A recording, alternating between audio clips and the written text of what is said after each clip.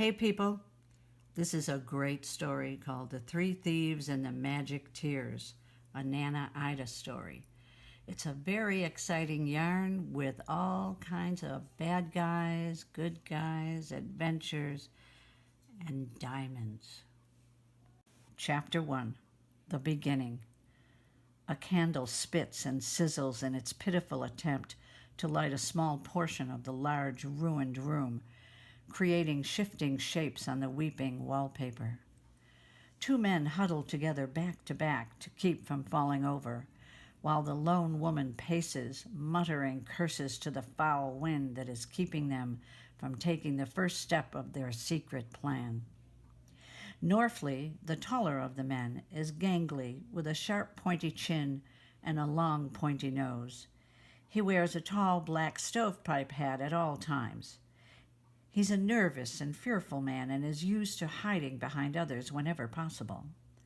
He's quite a ridiculous sight, wearing a suit of purple satin, a yellow waistcoat, a polka dot tie, and tight-fitting black pants. Agbertha, a plump, short, red-faced, mean-tempered woman who hollers at everyone, has been Norfleigh's friend for a long time. She loves to boss others and take charge, which makes her the perfect friend for Norfleigh. She, too, wears outrageous outfits that scream, "Look at me!"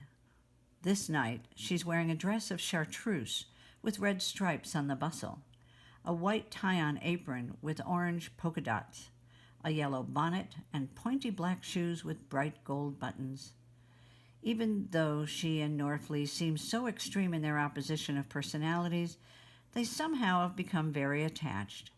He always forgives her bad behavior because he can see something in her heart that he knows is tender and vulnerable. Gango is Agbertha's friend, but he acts more like her servant. He waits on her every demand with a smile and a good nature. Gango is an odd-looking fellow with a short, stumpy body, long bowed legs, short, powerful arms, and large hands. He wears a slouchy green hat, which falls just above his large brown eyes. His jumper and leggings are a weary forest green. He loves to laugh and to make others laugh. People usually treat him like a clown, which doesn't always feel so good. Curse this horrible weather. It's as if something or someone knows we can't go out in this, Agbertha spits out at the other two. The men shudder, worrying that she will turn her anger on them. Over the time of their association, they have been completely unsuccessful in their efforts as thieves. The simplest of their plans has always gone wrong. This current plan is daring and difficult, but with riches at the end of unimaginable proportions, and is anything but simple.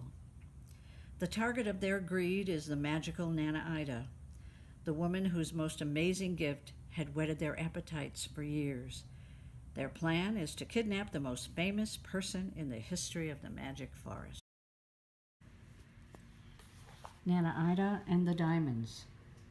Nana Ida is a short, round woman with silvery hair curled around her head. She wears silver eyeglasses and likes to smile. Some say she's over 100 years old. Well, maybe. She has the remarkable gift of having her tears turn to diamonds as they fall. It was a gift given to her by the great mother who ruled the dark place a long, long time ago. This, of course, was the reason Gango, Norfleigh, and Agbertha were interested in her.